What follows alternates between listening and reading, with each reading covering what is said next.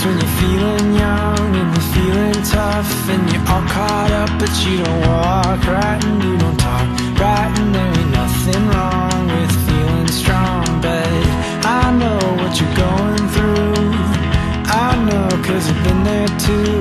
I don't walk right and I don't talk right, and there ain't nothing wrong with feeling strong. But I wanna be there for you, honey, working my job and making money.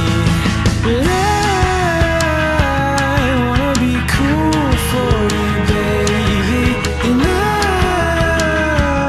I'm just a fool for you, girl.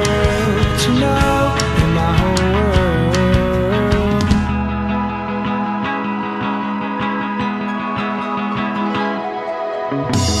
Last week I was climbing a tree, I lost my footing after 30 feet. Now I don't walk right and I don't talk right, and there ain't nothing wrong with feeling strong. But Казвам се Мария Маркова и съм управител на приюта от март месец. Нашето сдружение Надежда за животните започна работа тук от 15 март. Приюта в момента пребивават около 430 кучета. Работим 8 души в момента. Кой ви помага за това ваше начинание? Помага ни основно немското ни партниращо сдружение Груп Сурхопнок, право на Надежда се превежда, които движат осиновяванията в приюта. Много кучета заминават за Германия. Тук също вече имаме доста български осиновители. Колко животни се осиновяват годишно?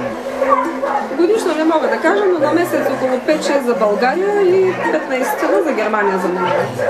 Надяваме се да се увеличи бройката. От какво най-много се нуждае приюта?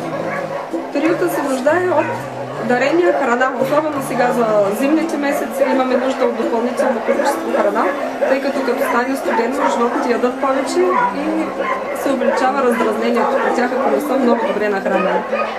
Приемаме охотно всякакви дарения на храна. Всяко куче е безпаразитено, има пълна вакцина, даже и ревакцинация.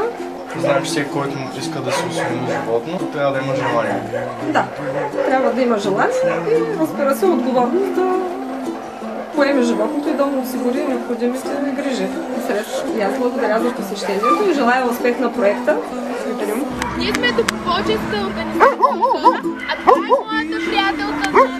Нека помогнем на тези животни да живеят един по-добър живот. Подкрепете нашата инициатива!